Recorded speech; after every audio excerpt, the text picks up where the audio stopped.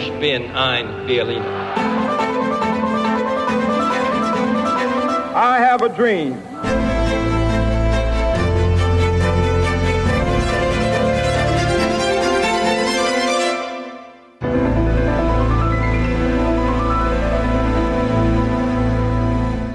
Olá, bem-vindos a mais um episódio de A História Repete-se, com Henrique Monteiro. Olá, Henrique. Olá, Lourenço.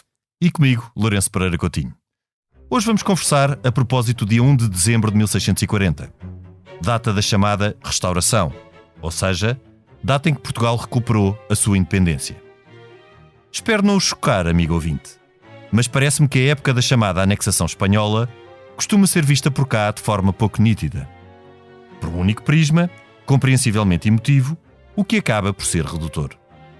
Aliás, esta constatação é baseada na abordagem de especialistas da época, como Nuno Gonçalo Monteiro, que têm analisado este período histórico de forma objetiva. Os 60 anos em que o Reino de Portugal esteve integrado na monarquia hispânica são usualmente retratados como um tempo de domínio quase impiedoso, em que os portugueses viram-se privados da sua autonomia e foram oprimidos pelos espanhóis. Ora, se assim fosse, como explicar que até 1637 haja notícia de poucas ou nenhumas rebeliões contra o chamado domínio espanhol? Aliás, os 60 anos de tal domínio permanecem para nós na penumbra. O que se passou então em Portugal entre 1580 e 1640, período de tempo em que os portugueses foram governados desde Madrid pelos reis da Casa de Áustria? Comecemos por recuar até 1580. Como de certo sabem, Dom Sebastião morreu sem herdeiros em 1578. Da Casa de Avis, iniciada por Dom João I em finais do século XIV, restava apenas um varão, o cardeal Dom Henrique. Quando se tornou rei de Portugal, o novo velho rei tentou que o Papa lhe concedesse a dispensa dos votos eclesiásticos para poder casar, o que não conseguiu, muito por causa das pressões dos embaixadores de Filipe II de Espanha junto à Cúria Romana. Sem casamento à vista, Dom Henrique reuniu cortes em Almeirim, para que estas decidissem quem deveria ser o herdeiro do trono português. Então, havia 3 candidatos consistentes: Raimundo Farnésio, filho de Alexandre Farnésio, duque de Parma, e de Dona Maria de Avis, por sua vez esta filha do infante Dom Duarte, que era filho de Dom Manuel I, Dona Catarina, a segunda filha do mesmo infante Dom Duarte, casada com o duque de Bragança, e, por fim, Filipe II de Espanha, filho da Imperatriz Isabel, por sua vez filha de Dom Manuel I. A correr por fora, havia ainda Dom António Prior do Crato, filho legítimo do infante Dom Luís, logo também neto de Dom Manuel I. No entanto, o facto de ser bastardo colocava-o atrás dos outros candidatos. Apesar de Raimundo Farnésio ser, sob o ponto de vista genealógico, o candidato melhor direito, este nunca avançou a sério com a pretensão, isto por ser próximo de Filipe II. Por sua vez, o cardeal-rei Dom Henrique tinha preferência por Dona Catarina, duquesa de Bragança. Contudo, Filipe II era, sem qualquer dúvida, o candidato com mais argumentos para chegar ao trono português, isto pelo seu poder. Perante este quadro, as cortes nada resolveram e, quando Dom Henrique morreu em 1580, não era claro quem seria o seu sucessor. Como o próprio Filipe II terá dito, Portugal foi o reino que ele herdou, comprou e conquistou. E assim foi. Apesar disto, Filipe II foi um rei que manteve forte ligação a Portugal, onde inclusive permaneceu por 2 anos, entre 1581 e 1583. Lembre-se que Filipe II era filho de uma princesa portuguesa, e alguns dos seus próximos eram portugueses, como o Duque de Pastrana e o Marquês de Castelo Rodrigo. Nas Cortes de Tomar de 1581, jurou manter a autonomia e costumes de Portugal, que devia ser governado ou por um membro da família real ou por governadores portugueses. Em Madrid, ficaria um Conselho de Portugal, composto por portugueses. Note-se que ao longo do tempo dos Filipes, Portugal manteve sempre um reino. Formalmente, não foi pois anexado por Espanha, mas antes integrado na monarquia hispânica. Regra geral, Filipe II cumpriu o prometido em Tomar. Para os portugueses, a situação começou a piorar com Filipe III, que reinou entre 1598 e 1621. Durante o seu reinado, o Brasil, mais concretamente a Bahia e Pernambuco, passou a ser atacado pelos inimigos de Espanha, por França e depois pelas Províncias Unidas, que tinham-se rebelado contra o governo de Madrid. Ainda, Filipe III dedicou pouca atenção aos assuntos portugueses, tendo visitado o reino apenas em 1619 e com pouco entusiasmo. No entanto, foi apenas no reinado de Filipe IV que os portugueses começaram a sentir que pouco tinham a ganhar com a monarquia hispânica. Esta lidava então com problemas em várias frentes, sobretudo a rivalidade com França e a rebelião das Províncias Unidas. Também, o valido do rei, Gaspar de Guzmán, conde-duque de Olivares, procurava iniciar um processo de centralização da monarquia contrário às autonomias dos reinos. Por fim, o envolvimento de Espanha na depois conhecida por Guerra dos 30 Anos, travada sobretudo no espaço do Sacro Império, motivou Olivares a decretar a chamada União de Armas. Esta obrigava todos os territórios da monarquia a contribuir em homens e impostos para o esforço de guerra. No início da década de 1630, a comunidade cristã nova fazia circular panfletos em que anunciava a chegada iminente do desejado. Sobretudo, esta esperava que o corte com a monarquia hispânica fizesse abrandar as perseguições da Inquisição. A subida dos impostos motivou a rebelião popular do Manuelinho, em Évora, no ano de 1637. 2 anos depois, em 1639, a supressão do Conselho de Portugal foi um sinal inequívoco que Olivares pretendia mesmo condicionar as autonomias. A carga fiscal e a perda de autonomia também afetaram outros territórios da monarquia hispânica. Em junho de 1640, a Catalunha, incentivada pelo valido rei de França, o cardeal Richelieu, entrou em rebelião. Os portugueses chamados a combater na Catalunha constataram então as dificuldades do governo de Madrid para controlar os insurretos. Refira-se a propósito que esta rebelião só foi definitivamente controlada 16 anos depois. Assim, alguns representantes de casas nobres que permaneciam em Portugal e não estavam, portanto, na corte de Madrid, começaram a conspirar. Foram estes conspiradores que, aproveitando o momento de grande dificuldade da coroa espanhola, que estava então envolvida na Guerra dos 30 Anos, a braços com a rebelião das Províncias Unidas e da Catalunha, executaram o golpe palaciano que permitiu a Portugal recuperar a sua independência, entregando então a coroa a um relutante Duque de Bragança, o novo rei Dom João IV. Na altura, poucos apostariam pelo sucesso da restauração. Dom João IV era visto como um rei de inverno, apenas à espera que, na primavera, Olivares enviasse um exército para recuperar Portugal. Contudo, e à parte das escaramuças de fronteira, este não apareceu e, quando tal aconteceu, Espanha estava já esgotada. Então, os portugueses justificaram com mérito a recuperação da independência com as vitórias nas batalhas da restauração. O reino estava, porém, em dificuldades. Dificuldades diplomáticas para ser reconhecido pelas potências, dificuldades políticas, pois o rei tinha dificuldades para impor a sua autoridade, e económicas, pois a Índia estava sob ataque holandês e o Brasil, se bem que importante, ainda não era o Eldorado. Abre aqui um parênteses, ainda bem que assim não o era. Caso contrário, Espanha teria a sua recuperação como prioridade.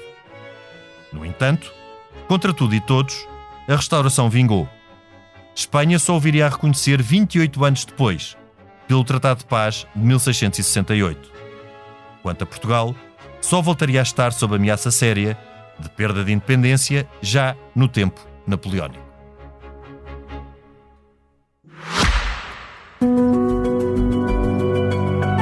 Este podcast tem o patrocínio de Germano de Sousa, o Laboratório de Portugal. Henrique, concordas com esta ideia de que estes 60 anos não foram 60 anos de opressão espanhola? Ou também és dos que achas que Portugal foi anexado e viveu um tempo de penumbra durante o tempo dos Filipes? Eu temo que se este programa, digamos, podcast, fosse em direto, nós podíamos ser defenestrados, porque eu não só concordo contigo, como vou um bocadinho mais longe. Vamos lá ver. É bom esclarecer para quem está menos familiarizado, quando nós falamos em Filipe II, III e IV, para nós são o Filipe I, II e III. Exato. Portanto, porque nós não apanhámos o Filipe o Belo. Exato. Mas é um bocadinho como o Carlos V. O Carlos Ficou V, com o nome de Carlos V do Sacro Império. Império. Carlos I primeiro de Espanha, claro. De Espanha, mas enfim. E que, aliás, era avô do Filipe. Não, era pai. Era pai do Filipe. Era pai. Ele e a Isabel de Portugal. Só mais um parênteses nessa questão da numeração. Jaime I de Inglaterra era o Jaime VI da Escócia. Depois fica conhecido como Jaime I. Quando há aqui, nestas alturas, há sempre que dizer. Portanto, vamos tratar no programa pelos números de Espanha. Segundo, terceiro e quarto. Sim, porque eles são conhecidos internacionalmente. Primeiro, segundo e terceiro Portugal. O Filipe II é um excelente rei. Eu até vou mais longe. É dos melhores reis que Portugal teve. Também acho. Concordo. É dos melhores reis que Portugal teve. E as pessoas, por exemplo, podem desconhecer, mas todo o esquema de defesa da costa, nomeadamente da Barra do Tejo, inúmeras pontes e estradas feitas em Portugal foram obra dos governos de Olivares e ou melhor, primeiro de Filipe II, do valido do Filipe II cá em Portugal, e da Casa de Portugal e disso tudo, e que o Filipe II dispôs de várias verbas para fazer inúmeras obras públicas em Portugal. Ele nesse aspecto de obras públicas, que aliás se mantém até hoje. Eu vejo aí em muitos sítios dizer aquela ponte é romana e depois a gente vai ver, é uma ponte do tempo do Filipe, que é do século XVII, não é ao finais de 16, enquanto os Filipes guarneceu muito as zonas de defesa da costa, depois, a partir da restauração, é que se guarneceu as zonas de fronteira. As zonas de fronteira com a Espanha, exatamente, foram as fortalezas em estrela. E há aqui um ponto prévio que é preciso pôr. No final do século XVI, em 1580, que é quando se perde a independência, teoricamente, em 1580 não havia um conceito de país, nem de Estado, nem de nação igual ao de hoje. Sim. Esse começou no século XIX, sobretudo, claro, depois da Revolução Francesa. O que é que havia? Havia um rei de Portugal e havia um rei de Espanha, que era o Filipe. E depois as sucessões eram feitas de acordo com direitos sucessórios, que são mais ou menos os que existem ainda hoje, no fundo. Sim.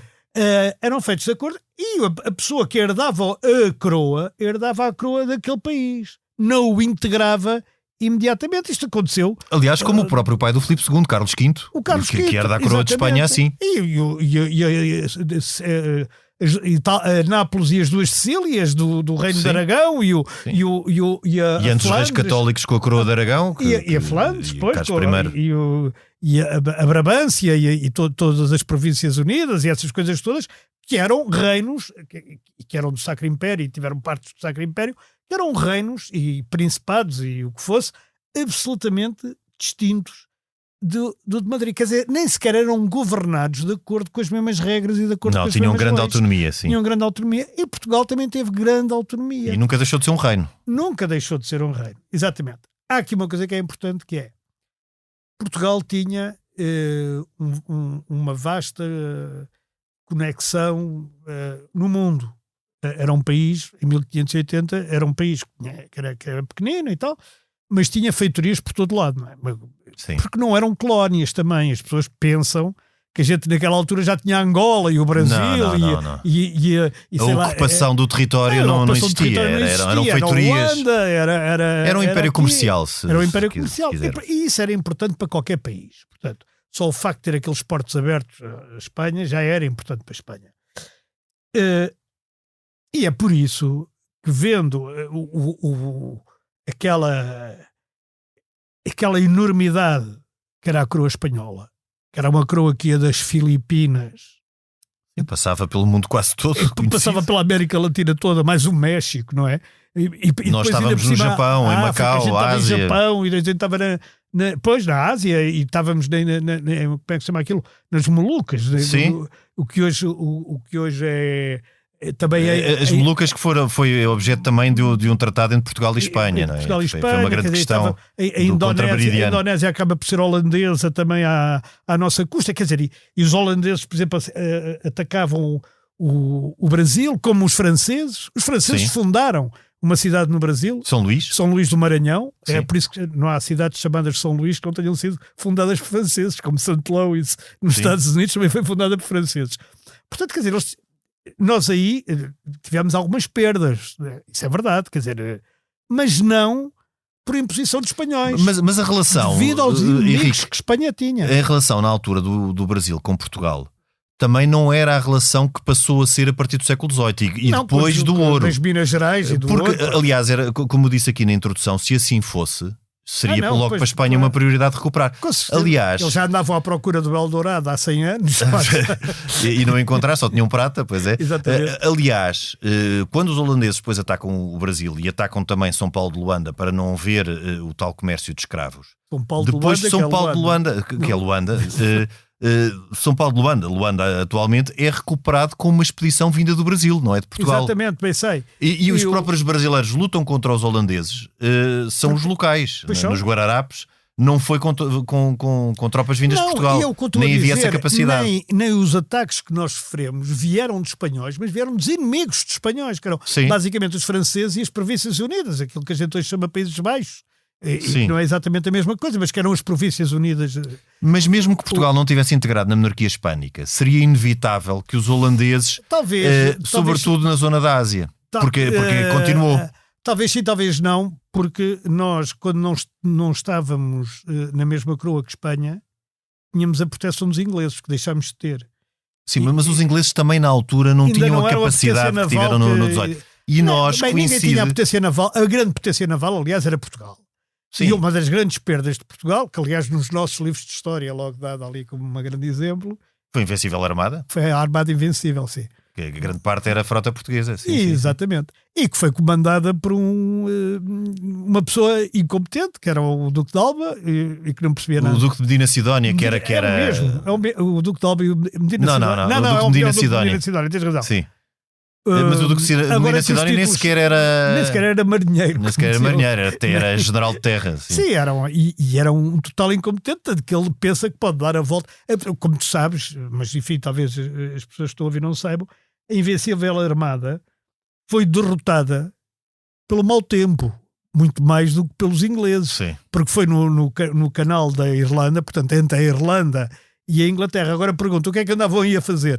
Porque o Duque de Medina Sidónia teve a excelente ideia, como encontrou ali uns ingleses que deram bastante luta no Canal da Mancha, de contornar a Inglaterra toda.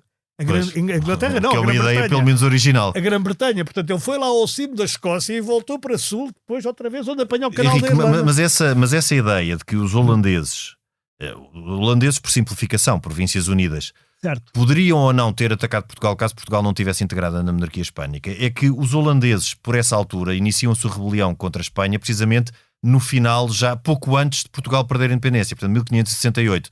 Ou seja, eu acho que na mesma, caso Portugal se mantivesse autónomo, eles atacariam porque eles também tinham interesse para a Ásia, sobretudo a zona da Ásia, que na altura era mais importante. Toda a zona, o comércio das especiarias era na altura, e Portugal perde, sobretudo na restauração, consegue conservar o Brasil e a partir daí começa a apostar decisivamente no Brasil. Mas esse comércio das especiarias era muito importante e atrativo. Que entre Espanha, que tinha o rei de Espanha, que tinha influência ali na zona da Flandres, das Províncias Unidas, de onde é hoje a Bélgica, essas coisas todas. Mas sobretudo nas Províncias Unidas. E o rei de Espanha, havia também uma questão religiosa grande, como havia com vários, com vários príncipes alemães, não é? Porque as Províncias Unidas eram claramente protestantes. Eram calvinistas, sim. Calvinistas, e sobretudo calvinistas, exatamente. Claro, porque estamos a falar numa altura em que ainda se fazia a guerra por religião. A última guerra de religião foi a dos 30 anos. 30 anos, em que Espanha esteve envolvida. E é que Portugal beneficiou, num sentido em que apanhou a Espanha altamente fragilizada, com a revolta da Catalunha e com a revolta das Províncias Unidas, e com a França, e com o Richelieu, e com a guerra toda dos 30 anos. E aí sim aproveitam os célebres 40 conjurados para ir defenestrar o Miguel de Vasconcelos, que, como se diria em Espanha, estava muito em moda. Já em 1618, a defenestração de Praga. Nós só falamos da defenestração do Miguel de Vasconcelos. Do Miguel de Vasconcelos, porque não se fala de defenestração de Praga para parecer que aquilo é uma coisa que é uma grande ideia portuguesa, não é? Em Praga já tinha ido pela janela pouco tempo antes. Só que esses funcionários imperiais não se magoaram muito, porque caíram sob fardos de palha. Eu acho que já falámos aqui sobre isso. Sim, já o Miguel Vasconcelos foi outra... Mas de qualquer forma, antes disso já tinha havido uma defenestração que era do próprio Bispo de Lisboa em Exato. 1383, por aí, na crise na outra crise dinástica. Sim. Mas Mas a Espanha estava profundamente debilitada e só isso prova, sem tirar qualquer demérito ao que foi o esforço português, não só depois em batalha, como também na guarnição, na defesa de toda a zona de fronteira, todas aquelas fortalezas de estrela, segundo o modelo Vauban, que era um marechal francês que fez a estrela para poder haver fogo cruzado, são dessa altura, Elvas, Almeida, Valença do Minho. Depois houve também mérito, obviamente, dos generais portugueses, mas com uma Espanha já bastante debilitada, porque até 1659, até o exército que se voltou contra Portugal, o que existiram eram escaramuças contra exércitos regionais espanhóis. Sim. Praticamente o exército estava estacionado na Extremadura e que entrou em Portugal. Quando Espanha se volta para Portugal, é já depois da Paz dos Pirineus, de 1659, e já profundissimamente debilitada por mais de 80 anos de guerra. Exatamente. Ou seja, aí sim foi possível a Portugal, e mesmo assim não retirando o mérito, vencer os espanhóis. E sem que Portugal, na altura, revelasse grandes méritos. Ou seja, há um definhamento com o fim da Armada. Há um definhamento também da própria pujança portuguesa. Sim, sem dúvida. E, portanto, Portugal, quando surge aos olhos dos espanhóis em 1640, digamos, em 1639, 1640 e nos anos subsequentes, não surge como aquele que Portugal tinha sido. Em 1580. Em 1580. E mesmo em 1580 já estava a entrar num processo de Sim, decadência. E que voltaria a ser no tempo de Dom João V. Com o Brasil. Com o Brasil, com o ouro do Brasil. Portanto, está ali, Portugal está num baixo, digamos, está numa crise. Mas nesta altura, sobretudo, depois também de todo o comércio asiático e sobretudo com a Índia, ter passado a ser controlado pelos holandeses, porque o Brasil, volta a insistir, apesar de ser produtor de açúcar, não tinha a importância que veio a ter a finais do século. Aliás, vê-se até pela própria pobreza relativa de Dom João IV e Dom Pedro II, que só termina, de facto, no final do reinado de Dom Pedro II, quando se descobre o ouro em Minas Gerais. Porque até aí Portugal passa por seríssimas dificuldades. Tem imensas dificuldades, é um país pobre. Quer dizer, volta à condição de país pobre, do qual de vez em quando parece emergir ao longo da história. Ciclicamente, mas depois rapidamente volta à condição Henrique, de país pobre. com alguma atenção à indústria, porque o fomento industrial do Conde de Ericeira, sobretudo exatamente por Portugal não ter muitos recursos, procura-se apostar numa incipiente indústria que depois, a partir do século XVIII, com essa relação forte do comércio com o Brasil e com os ingleses, deixa de existir. Mas agora, voltando ao tempo dos 60 anos, e eu acho que aqui há um ponto importante, é que isso, para já, ponto 1 é um ponto muito pouco estudado, cá há quase uma penumbra, sobretudo vá lá, de 50 anos, porque a partir da década de 1630, como já é quase uma contagem decrescente que nós fazemos agora a posteriori, até 1640, começa-se a falar muito nessa data. Mas, por exemplo, o que é que se passava em Portugal em 1605, em 1615? Poucas pessoas falam. Aliás, porque não se passava nada de muito especial. Nada, exatamente. Não existiram rebeliões, nem revoltas, nem houve um sentimento de antagonismo latente contra a situação de integração da monarquia hispânica. Praças, como se dizia na altura, muitas praças deram voz pelo rei, pelo Filipe II. Claro. Dizer, o Filipe II foi uma pessoa, não foi propriamente aclamada nunca, assim, tipo... Não, ele reuniu cortes em Tomar, onde foi aclamado depois. Mas estou a dizer assim popularmente, nunca foi... Sim, mas também não foi... Mas nunca foi odiado também, nem nunca foi vítima ou alvo de qualquer ataque ou de qualquer coisa. Pelo contrário, já o Filipe IV... Mas os Habsburgo também foram ficando cada vez pior, não é? Porque eles tinham muita consanguinidade. E o Carlos II, então, filho do Filipe IV, era... Bem, a gente então pode ver pelo queixo, pelos retratos, não é? O queixo vai ficando maior e mais... Prognatismo, exatamente. Vai ficando mais saliente. E mais... Isso é engraçado. E o Filipe IV, coitado, já... Bem, o filho era pior, mas o Filipe IV já tinha... Aliás, eles entregaram o governo a validos, não é? Já o Filipe III fez com o Duque de Lerma, depois o Filipe IV com o Conde Duque de Olivares. Era o tempo dos validos. Também Richelieu em França, depois o Conde de Castelo Melhor cá. Sim, isso é Dom João IV já. E Afonso VI. Afonso VI, já chega a Afonso VI. Mas E portanto, quer dizer, nessa altura ninguém fala de nada do que se passa cá, como tu dizes e bem. Fala-se sim, voltamos ao velho problema da Armada Invencível, dos ataques ao Brasil e ao Extremo Oriente, à Índia enfim, aquelas feitorias que nós tínhamos por ali, porque na verdade o problema principal, como também já falámos na altura, era uma questão de diferenças religiosas. Ou seja, o que era complicado num império ou num Estado que integrasse vários territórios? Era que houvesse diferenças religiosas entre eles. Os holandeses eram calvinistas e obviamente opunham-se ao catolicismo, ao papismo, como eles diziam, de Filipe II. No Sacro Império, o grande problema no Sacro Império que motivou a Guerra dos 30 Anos foi um problema sobretudo religioso. Entre Portugal e Espanha não havia a diferença, por exemplo, que havia no Sacro Império, que foram os boémios, que atiraram fora os funcionários imperiais, que eram germânicos. Não havia essas diferenças, porque hispânicos, quer dizer, a diferença, sobretudo, tanto a nível do povo como a nível das elites, não era muito grande. As elites falavam em castelhano, entre si, a maioria dos livros. Não só as elites, os intelectuais portugueses. As elites intelectuais, sociais, falavam todas em castelhano. O Gil Vicente, o Camões. Portanto, não existia esse problema. O que há depois? Não existia esse antagonismo que hoje a gente atribui aos espanhóis e tal. Sim, estamos a ver a posteriori, com uma leitura de século XXI. Estamos a ver a posteriori, com um aproveitamento daquilo que se passou no século XIX, muito, e no século XVIII, mais XIX ainda, e até na República, no século XX já. Sim, e depois com o Estado Novo atingiu, com o duplo centenário de 1640 e 1140, atinge o paradoxo, como Portugal, a nação mais antiga do mundo, que é verdade, com as fronteiras estáveis mais antigas. Isso é mais ou menos verdade se a gente tirar a Suíça, não é? Porque esquecemos sempre que a Suíça tem mais ou menos as mesmas fronteiras há 1000 anos, não é? Só há 900 e pouco. Mas pronto, e aquilo vai assim. E nós olhamos agora para os espanhóis como tendo sido os tipos que vieram para aqui explorar e tratar-nos como escravos e não sei o quê. Ora, não é nada disso.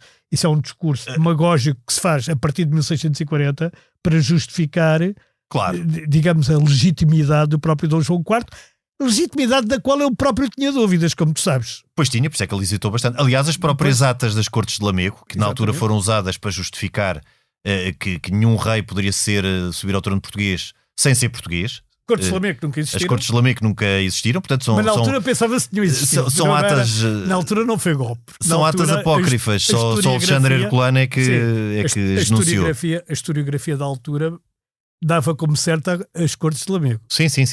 Mas na verdade elas nunca existiram. Nunca existiram. Mas isso só no século XIX é que se. Teriam sido há 400 anos na altura, não é? Sim, tinham sido a fundação da nacionalidade. Mas. Quer dizer, e não foi nada disto. Os espanhóis não vieram para cá maltratar-nos, nem fazer isto, nem fazer aquilo.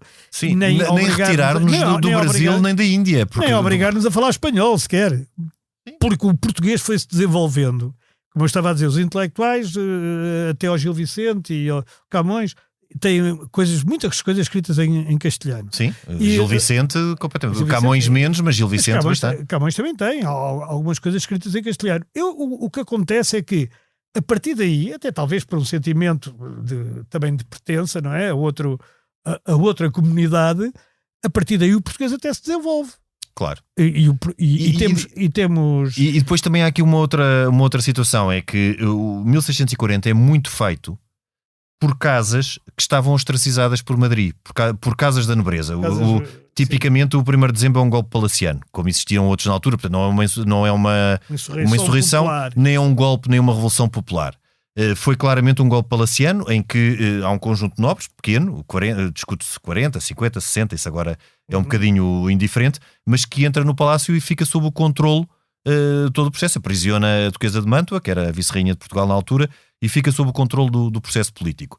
Mas era sobretudo sobre filhos segundos e membros de casas nobres que não estavam em Madrid, ou que não estavam nas boas graças de Madrid. E portanto, estando cá, e ouvindo também os ecos que chegavam da Catalunha, de que Espanha estava com dificuldade em controlar a rebelião catalã. Aliás, uma das ideias do Conde Duque de Olivares, e quem os aconselhou, que aconselhou o rei e o Conde Duque de Olivares, era controlar primeiro a rebelião catalã e só depois a portuguesa. Claro. Não porque a Catalunha fosse mais importante que Portugal, mas como Catalunha tinha França, fazia fronteira e era municiada. Porque até se o Brasil na altura fosse assim tão importante, ou houvesse uma dependência tão grande do Brasil, a prioridade teria sido imediatamente reconquistar o Brasil ou expulsar os holandeses. Houve uma armada de Filipe IV em 1624 que reconquista a Bahia, mas o Brasil não era visto, até em função do que eram as minas de prata da América Espanhola e do que era ainda a Índia, onde havia ainda alguma ligação e onde vinham as especiarias, o Brasil não era visto como o elo mais forte, como depois veio a ser, e no nosso caso ainda bem, não é? Porque acabámos por conseguir, ali na dobragem do século XVII para o XVIII, descobrir no Brasil uma das garantias da nossa independência. Outra foi a aliança inglesa, outra foi a neutralidade, como também já aqui falámos, para o século XVIII. Bem, para o século XVIII. E depois no século XIX, vou não esquecer que Portugal sobreviveu provavelmente por causa do Brasil, porque a corte foi para o Brasil e foi isso que nos manteve independente. Sim. Enfim, e o Reino Unido de Portugal e Brasil, que foi na altura, foi uma das razões para a nossa revolta liberal. E a nossa revolta liberal foi uma das razões para a democracia. Portanto, a gente também pode dizer que o Brasil... Tudo encadeado. O Brasil, isto está tudo ligado, como dizia o outro. Mas há aqui uma coisa. Eu, quando estava a falar da língua portuguesa, queria dizer uma coisa que quem cresce e aprende português e se torna talvez o maior cultor da língua portuguesa durante os tempos dos Filipes é o Padre António Vieira. Sem dúvida. O Padre António Vieira faz os sermões principais já depois de 1640, Sexagésima, Santo António aos Peixes, aquelas coisas todas, que é um português absolutamente notável, sim, não é? Mas ele faz a formação toda no tempo dos Filipes, e que a gente sabe, no Brasil, nos jesuítas. Nos jesuítas, que a gente sabe, mas ele é português, ele nasceu... Sim, ele nasceu cá e depois vai para o Brasil. Ele vai para o Brasil com 8 anos. Vai para o Brasil novo e está no Maranhão até depois e tudo isso. Ele vai para a Bahia, depois para o Maranhão, parece que anda atrás dos sítios que foram ocupados, mas não foi. Ele vai fugir dos holandeses. Aliás, o Padre António Vieira tem que fugir dos ataques holandeses.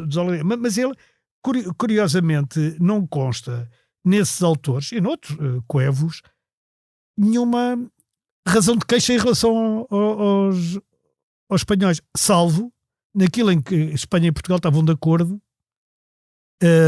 em relação, por exemplo, aos índios, uma vez que os jesuítas são os grandes defensores dos índios, não é? E o Padre António Vieira é também um dos grandes defensores enfim, da personalidade dos índios. Contra as entradas dos colonos no sertão para arrebanhar os índios todos. E a defender que os índios tinham alma. Isto na altura era uma coisa que era importantíssima, ter alma ou não ter. E os africanos? Um dos problemas dos africanos foi não reconhecer que os africanos tinham alma e, portanto, não eram seres de Deus. E, portanto, podiam-se tratar... O Padre António Vieira foi um completo revolucionário nesse aspecto. Esse fez uma revolução maior, do meu ponto de vista, do que de 1640, quer dizer, porque a ele se deve também muita coisa. Acabou perseguido. É claro que 1640 tem uma Gusmão, é bom não esquecer, não é? Que é a célebre rainha Dona Luísa de Gusmão, exatamente. Aliás, casada com Dom João IV. Sabes um pormenor interessante? A rainha Dona Luísa de Gusmão, como o próprio nome indica, era da família do Gaspar de Gosmano. O Gaspar de Gosmano, o conde duque de Olivares, era de um ramo segundo da casa dos duques de Medina Sidónia, de que a rainha Dona Luísa de Gosmão era filha. A rainha Dona Luísa de Gosmão era filha do duque de Medina Sidónia e irmã do duque de Medina Sidónia. Deixa-me só dizer este pormenor, que este pormenor é engraçado. Que a rainha Dona Luísa de Gosmão não só era filha do duque de Medina Sidónia, portanto daquele, eu penso que era neta do que comandou a Armada Invencível, como irmã do duque de Medina Sidónia, que liderou a rebelião na Catalunha, na Andaluzia em 1641. Este casamento entre o duque de Bragança e Dona Luísa de Gosmão, portanto, filha e membro da casa de Medina Sidónia, tinha sido incentivado pelo próprio conde duque de Olivares, porque a ideia do conde duque de Olivares era casar a alta nobreza portuguesa com a alta nobreza castelhana, exatamente para diluir, para as fundir. E há também uma correspondência interessante entre os duques de Bragança e os reis, porque os duques de Bragança, como se consideravam uma casa à parte e, portanto, quase para-real, achavam que não se deveriam casar com a nobreza espanhola, mas sim já com principados, com príncipes, portanto, a um nível acima dos duques. E o que os reis de Espanha, e sobretudo o conde duque de Olivares também procura fazer, é forçar o duque de Bragança a casar-se com a alta nobreza espanhola, exatamente para o nivelar pela alta nobreza espanhola e para lhe retirar essas pretensões para reais que ele tinha. Portanto, saiu-lhe o tiro pela culatra ao conde duque de Olivares. Claro que saiu porque ele queria isso e a coisa fazia sentido. Mas justamente porque não havia essa concepção de Estado ou de nação, é que a Dona Luísa de Gosmão, como a gente lhe chama, tem a célebre frase que ficou, não sei se será verdadeira ou não, também não sei se é disso, mas ficou. que é mais vale ser rainha um dia do que duquesa toda a vida. E a probabilidade de ser rainha por um dia era real. Era real, porque ele era o rei de inverno, não é? Ele era o rei de inverno. Não era de um dia, mas era ali de uma estação. E portanto diz que é ela que empurra o próprio marido, o Dom João IV, o Dom João de Bragança, para que ele... Porque ele arriscava ele muito. Em Bragança era já sexto, não era? Ele era oitavo Duque de Bragança. Era oitavo Duque de Bragança. E é ela que empurra o Dom João para... Porque ele arriscou bastante. Ele arriscou Claro. bastante porque ele poderia ter a casa confiscada, aliás, Exato. e ser acusado de alta traição, como depois foi acusado o Duque de Caminha, Marquês de Vila Real, Duque de Vila Real e Duque de Caminha, de alta traição contra o rei de Portugal, que foram também executados pouco depois, exatamente por estarem por se manterem do lado de Filipe IV. Sim. Portanto, Dom João IV arriscou bastante em pôr-se à frente deste golpe palaciano. Inclusive ele era o governador de armas de Portugal. Exatamente, ele era o... Pois, Ele era o governador de armas de Portugal. Mas- Exatamente para o fixar à política de Filipe IV. Porque eles tinham sempre o Duque de Bragança debaixo do olho, não é? Porque acabava por ser o nobre português de maior relevância e que poderia ser mais. Era a casa, à falta dos Habsburgos e daqueles Filipes, era a casa alternativa ao Touro. Sempre foi. Era. Sempre Só que como eles não ficam em Lisboa e vão para Vila Viçosa, no Exatamente. fundo o que se sente em Lisboa também é o sintoma do rei ausente, que é o que se vai sentir depois em 1821. Quando Exato, os quando está no portugueses Brasil ainda. percebem-se que o rei não faz tensões de voltar do Brasil. Mas voltando agora ao Dom João IV, que tem uma grande coisa que é o restaurador e tal. O restaurador agora Parece quase aquela coisa que se põe tinta no cabelo. Não é? Pois, Restaurador. não podemos fazer publicidade, mas Não todos sabem do que podemos, estamos a falar. Também já não existe, acho eu. Mas enfim. Existe. Existe? Eu não Tu uso, mas usas. existe. Não, ainda não preciso. Eu sou insuspeito, que eu tenho cabelo branco, portanto, só se usasse tinta branca. Mas a verdade é que o restaurador que ficou com aquilo também não foi um rei por aí além. Quer dizer, digamos que... Não, Dom João IV não foi um Não rei. foi. E o do Afonso VI, coitado. Muito menos. Mas teve o Conde de Castelo Melhor. Exatamente. E aí é que os validos começam a ter importância, não é? O Conde de Castelo Melhor. O Conde de Castelo Melhor é digamos, é ele verdadeiramente quem, do ponto de vista político e do ponto de vista diplomático, consegue aguentar as pontas de forma a que Portugal se mantenha com a cabeça fora d'água e a ser sucessivamente reconhecido como e o embate maior reino autónomo. E o embate maior do que foi a partir de 1659, quando Espanha tem finalmente condições para olhar para Portugal Exato. E para levantar armas de uma forma já consistente, o Conde de Castelo Melhor aguenta todo esse embate. O que se passa depois com o Conde de Castelo Melhor é que os seus inimigos, que eram muitos, porque Dom João IV eram quase todos, Dom João IV tem que governar apoiado nos conselhos, Conselho Ultramarino, Conselho da Guerra, que são quem lhe dão o suporte de toda a nobreza que fez a restauração e que está em volta do rei para o aconselhar e no fundo quase para pressionar a tomar decisões. E depois há uma inversão desta tendência com o Conde de Castelo Melhor, que concentra em si o poder, não é, como valido, e todos os seus inimigos fazem o tal golpe palaciano, mais um, para o afastar. E é quando o infante Dom Pedro se torna regente. O infante Dom Pedro, depois, enquanto rei Dom Pedro II, foi um bom rei, se bem que, ofuscado muito pelo filho, por Dom João V, que com o ouro todo do Brasil teve capacidade de dar outro brilho à coroa. Mas Dom Pedro II foi um rei importante. E Dom Pedro enquanto infante, II, ainda foi e nós já importante. tivemos aqui no programa o Conde de Castelo Melhor atual. Pois. Embora ele não por use outros o motivos, título, embora é historiador e não usa o título. por outros motivos, mas é verdade, é o descendente em linha direta do Conde de Castelo Melhor e descendente em linha direta do Pedro Álvares Cabral. Também. Sim. Exatamente. Portanto, tem os gostados assim valentes. Tem os gostados valentes. Mas, portanto, não tendo. A gente agora podia especular assim: e se 1640 nunca tivesse existido? Estaríamos na situação da Catalunha? Da Catalunha ou não? Quer dizer, porque nós verdadeiramente, na altura, nós éramos como a Galiza, não é? Não sei se não teríamos ficado naquelas divisões administrativas espanholas. Sim, se bem que com outra consistência, até pelo império que sim, está bem, mas tinha, o império comercial. O que eu estou a dizer é, se nós ficaríamos como uma autonomia de Espanha sempre, ou acabávamos por integrar, como seria normal, sei lá, o Alentejo e o Algarve da Andaluzia e a Extremadura, pois, as beiras da Extremadura há aqui um ponto importante. Há aqui um ponto importante que é essa forma como a monarquia espanhola ou a coroa espanhola estava dividida no tempo dos Habsburgos, que é muito uma réplica do que eles fizeram no Sacro Império, muda por completo com os Bourbons, porque os Bourbons vêm daquela tradição centralista francesa. Claro.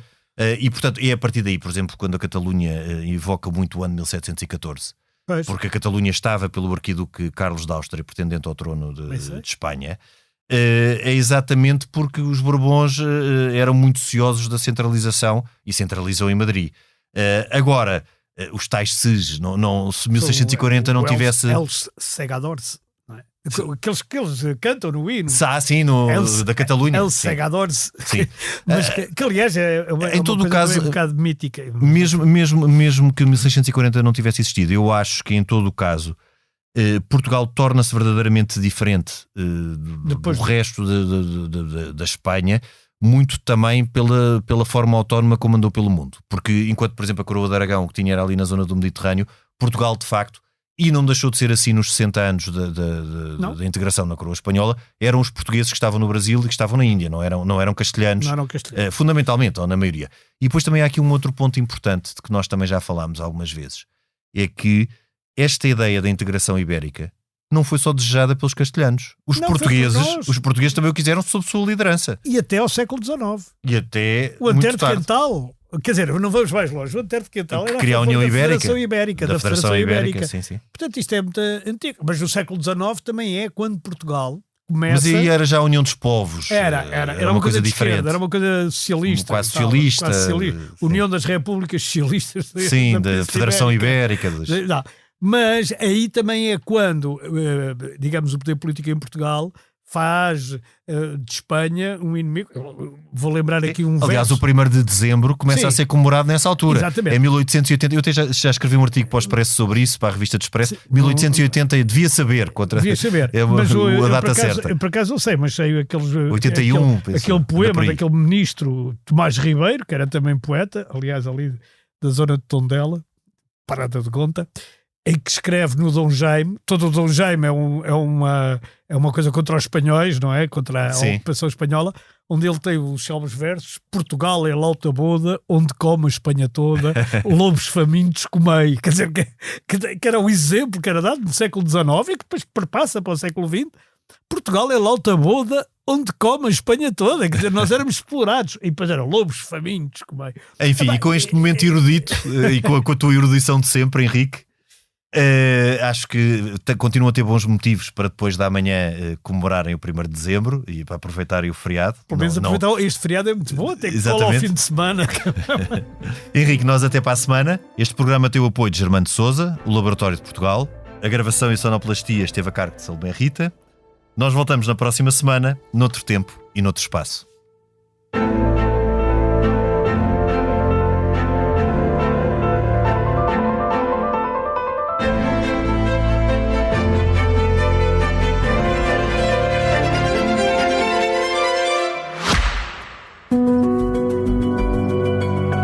Este podcast tem o patrocínio de Germano de Sousa, o Laboratório de Portugal.